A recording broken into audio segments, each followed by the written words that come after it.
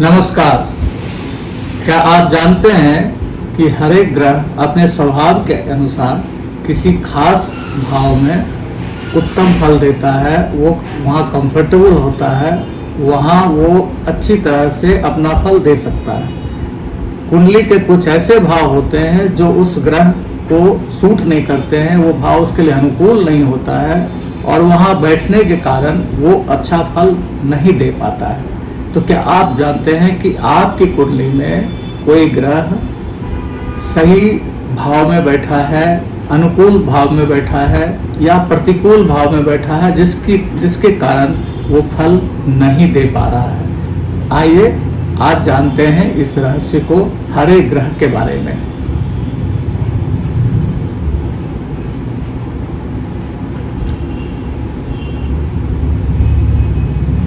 Do you know in which house a planet becomes naturally strong or naturally weak?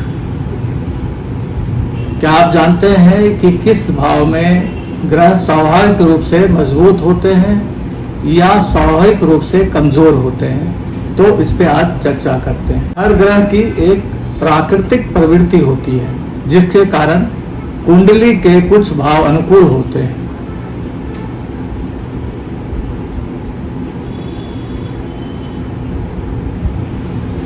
और जब वो विपरीत भाव में बैठता है तो उसकी ऊर्जा संघर्ष करने लगती है। When a planet sits in favorable bhavas of horoscope, its strength increases, while in unfavorable bhavas, its energy starts struggling. शुभ या अशुभ ग्रह से ज्यादा महत्वपूर्ण ये है कि ग्रह उस भाव की प्रकृति से आरामदेह स्थिति में है या नहीं। A planet's placement in comfortable bhava becomes more important than the beneficence or maleficence of the planet itself. जब ग्रह आरामदेह स्थिति में होता है तो ऊर्जा सहज बहती है, परिणाम प्राकृतिक आते हैं। जब ग्रह आरामदेह स्थिति में नहीं होता है या असहज महसूस करता है तो संघर्ष, देरी या असंतोष आता है। अब हम सूर्य के बारे में जानते हैं।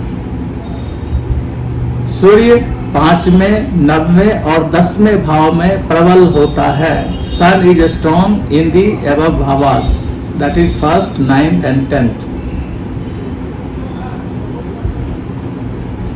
फर्स्ट भाव में वो विल पावर, लीडरशिप क्वालिटीज को रिप्रेजेंट करता है जो उसके लिए सहज भाव है, इसलिए वहाँ कंफर्टेबल होता है। 9th हाउस में रिलीजन और रिस्पेक्ट को रिप्रेजेंट करता है जो सूर्य का अपना स्वभाव है, इसलिए वहाँ वो उत्तम फल देता है।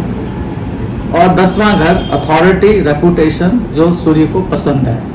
तो इन घरों में, इन भावों में यानी 5वें, पहले, 9वें और 10वें भाव में जब सूर्य बैठता है तो ये उसका स्वाभाविक उत्तम घर है और वहाँ एक उत्तम फल देता है। अनफेवरेबल भाव जो है सूर्य के लिए, 7वें घर में जब सूर्य बैठता है तो अहंकार से रिश्तों में टकराव लाता है। 12वें भाव में जब बैठता है तो पहचान उसकी दब जाती है। सूर्य चाहता क्या है? What does sun want? सूर्य अकेला ही चमकना चाहता है। Sun wants to shine alone. अब हम चंद्रमा के बारे में जानने की कोशिश करते हैं। चंद्रमा 4th, 5वें और 9वें भाव में प्रबल होता है। Moon represents mind and emotions. Strong भाव जो है इसका 4था भाव है जो मेंटल पीस को दर्शाता है। 5वां भाव है सेंसिटिव माइंड को, संवेदनशील बुद्धि। और 9th हाउस जो है इमोशनल फेथ, भावनात्मक आस्था का प्रतीक है, इसलिए यहाँ बैठकर चंद्रमा सहज महसूस करता है और अच्छा फल देता है। अनफेवरेबल भाव चंद्रमा के लिए है, कमजोर भाव जो है 6th और 8th। 6th में चिंता और तनाव, वरी एंड स्ट्रेस चंद्रमा महसूस करता है और 8th में मानसिक अस्थिरता, मेंटल इनस्टेबिलिटी देता है। चंद्रमा क्या चाहता है, व्हाट डज मून वांट। चंद्रमा को सुरक्षा चाहिए, वो संघर्ष में नहीं जाना चाहता है, तो वहाँ उस भाव में वो अच्छा महसूस करता है जहाँ वो सुरक्षित महसूस करता है। अब मंगल के बारे में जानते हैं। मंगल तीसरे, छठे और 10वें भाव में प्रबल होता है।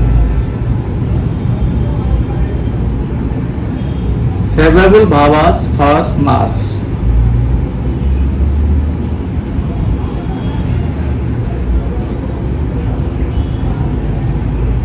Mars represents action and courage. इसके मजबूत भाव है थर्ड, जो करेज को बताते हैं, सिक्स्थ विक्ट्री ओवर एनिमी, और 10वां पावर ऑफ एक्शन। अब मंगल का अनफेवरेबल भाव क्या है?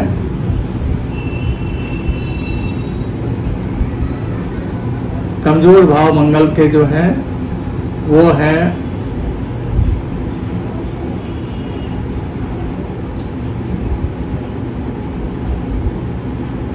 फोर्थ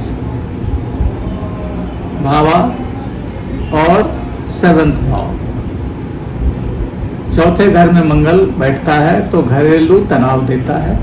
7वें भाव में बैठता है तो संबंध संबंधी संघर्ष देता है, स्ट्रगल इन रिलेशनशिप। मंगल चाहता क्या है?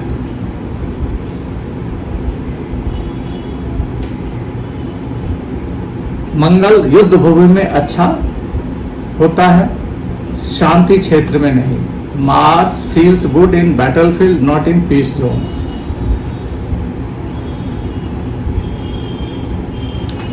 बुध के बारे में जानते हैं। बुध दूसरे, तीसरे और छठे भाव में प्रबल होता है।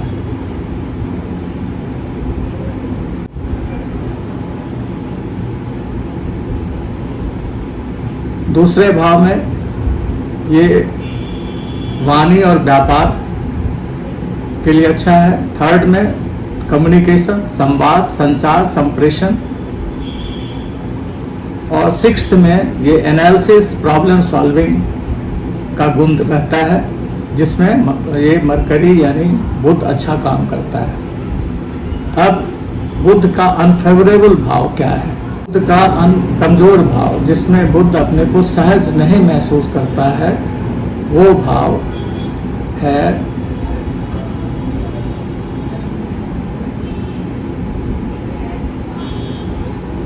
एट्थ और 12th। 8th में जब बैठता है तो बहुत ज़्यादा सोचना पड़ता है व्यक्ति को, और 12 में जब बैठता है तो निर्णय में भ्रम होता है, कंफ्यूजन इन डिसीजन मेकिंग। इसलिए बुध 8वें घर में और 12वें घर में सहज नहीं होता। बुध चाहता क्या है?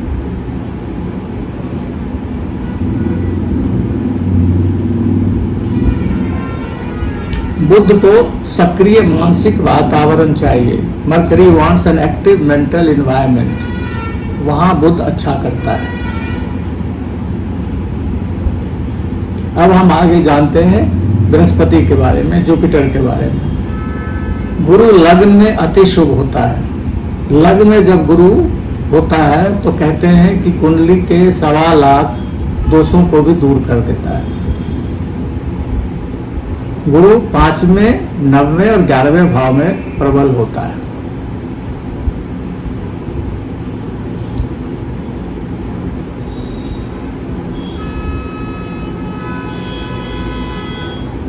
पांचवें भाव में नॉलेज, 9th भाव में लक, और 11वें भाव में बड़ा लाभ, बिग गेन्स।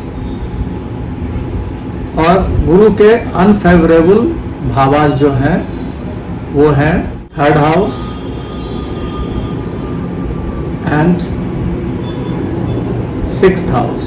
3rd और 6th में गुरु कमजोर होता है।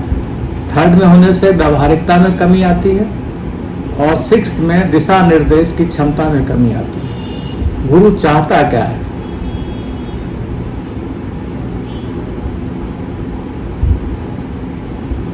गुरु विस्तार चाहता है, संघर्ष नहीं। इसलिए वो 6ठे भाव में जहाँ संघर्ष है वहाँ वो अनकंफर्टेबल फील करता है। आज हम इस टॉपिक को यहीं रोकते हैं। आगे ग्रहों के बारे में अगले वीडियो में हम कवर करेंगे। धन्यवाद। अगर आपको ज्योतिष समझाने का मेरा तरीका अच्छा लगा हो तो आप ज्योतिष मेरे साथ सीख सकते हैं।